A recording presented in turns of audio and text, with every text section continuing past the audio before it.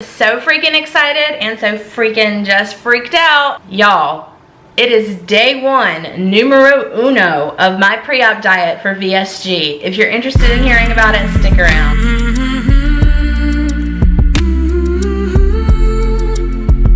Hey y'all, hey. Erica with Time to Shrink. It is day one, numero uno. Day one of my pre-op diet. Y'all, I'm freaking out. 2 weeks from today, I am having my VSG surgery. Vertical sleeve gastrectomy, for those of y'all that don't know what that is. It is a weight loss surgery where they remove a portion of your stomach, about 80%, but there's no rerouting of intestines or anything like that. The sleeve just reduces the size of your stomach. Anyways, day one, I am freaking out in a good way and a bad way. Like, oh my gosh, it's actually finally here. Am I doing this? Why am I doing this? I'm going to Mexico for weight loss surgery, y'all. Am I an idiot? But no, I really don't think I am. I did a ton of research and I'm really ready. I just kind of wanted to summarize, do a little bit of a review. I started this journey in May of 2017, weighing 270 pounds. I was obviously fat, but fat and very inflamed and unhealthy and miserable. I do have a chronic pain disorder. I have fibromyalgia, and I was just done with being overweight and letting myself be overweight and fat and blaming it on fibromyalgia, blaming it on my chronic pain, but also knowing I was not fueling my body well. I was not eating the way that I know that I should eat and that I have in the past in my life. At that point, I picked myself up off the floor, took myself to a surgeon and said, I'm ready to do this weight loss surgery thing.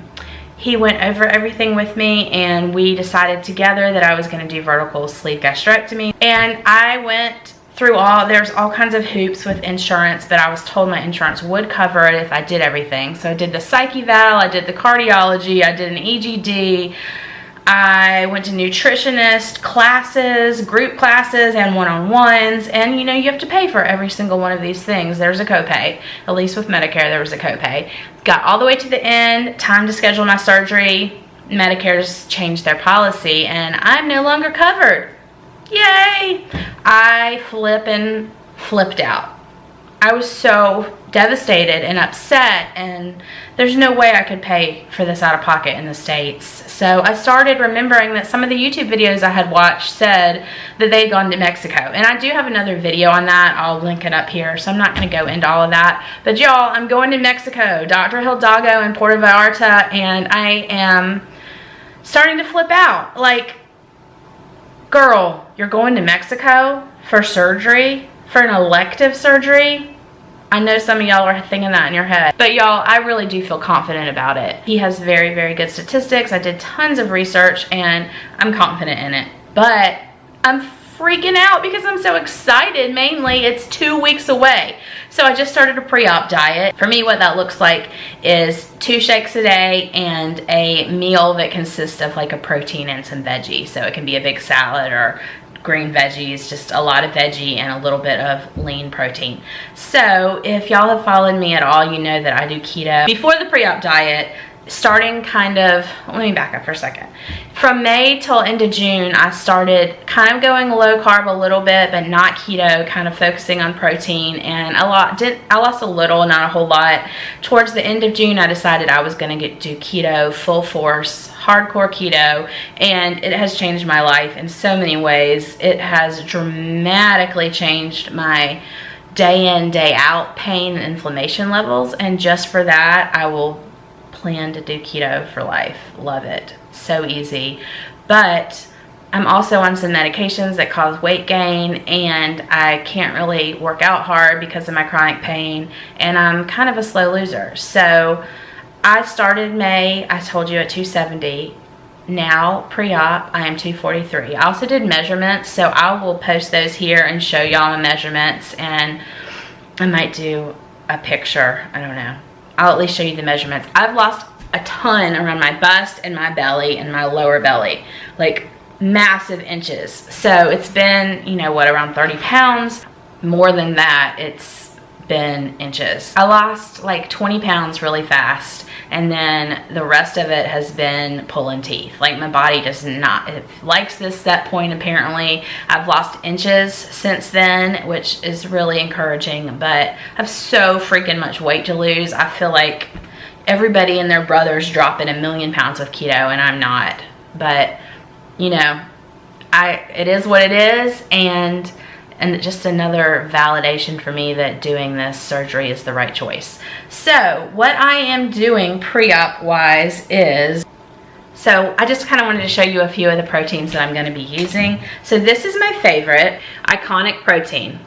It is 8 carbs, 4 fiber, 3 sugar. And the reason that I really like this, not only does it taste good, they have a lot of different flavors. I like the chocolate and the vanilla. It's grass-fed, it's all organic, and I just really like that option because there's so many out there, like the Premier Protein, for instance, that they're just chemically and junk filled, and I don't want to put that in my body. This is going to be my mainstay, this Iconic protein, but just to break it up, I did go to the vitamin shop.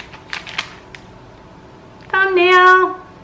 Alright, so I went and picked up a bunch of low-carb protein packets, mostly these Quest proteins. Salted caramel, vanilla, peanut butter. This is a different brand. It's J-Rob. I also like the ingredients on this quite a lot. It is 1 carb is all for this one, so I'm excited to try that. Banana, cookies and cream. So these all have less than 1 gram of sugar, but they also do have some ingredients that I don't love. It does have sucralose, which is not my favorite.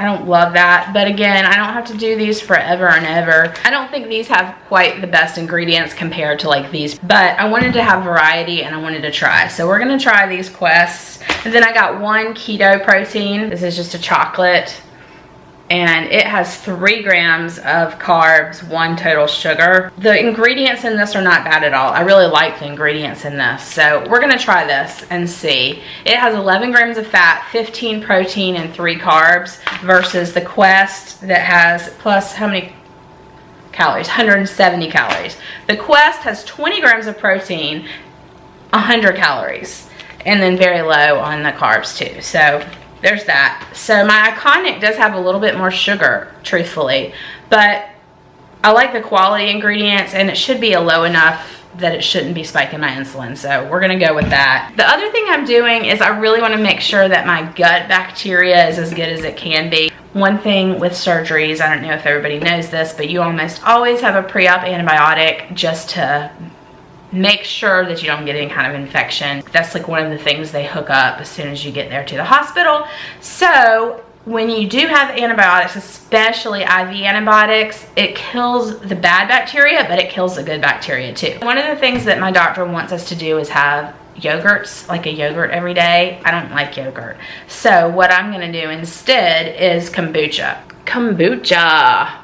These are my favorite. This is Flowers of Life, hibiscus, rose, and honeysuckle. They say that you don't really get the sugar load with kombucha because the mother, which is the live bacteria that eats they put sugar in it, but the mother eats the sugar.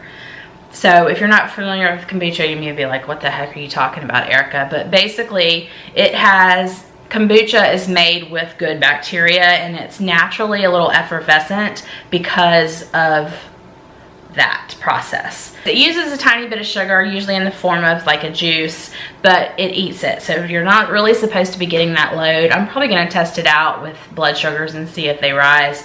But I'm gonna have a serving of this a day.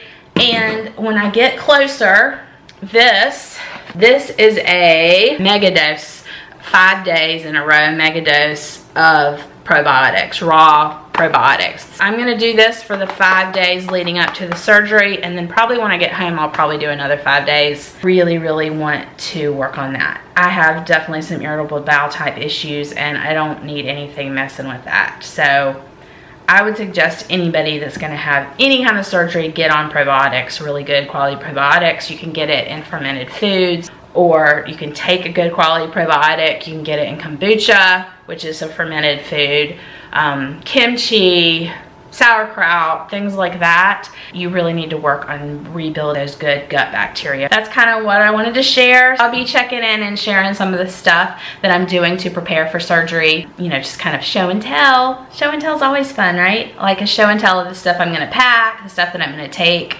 with me, maybe a check-in on how everything's going with the pre-op diet. I only have 3 days of clear liquids right before surgery. The rest is this protein shakes and 1 meal a day. So not too bad, right? All right, bye y'all. Bye. Talk to you soon.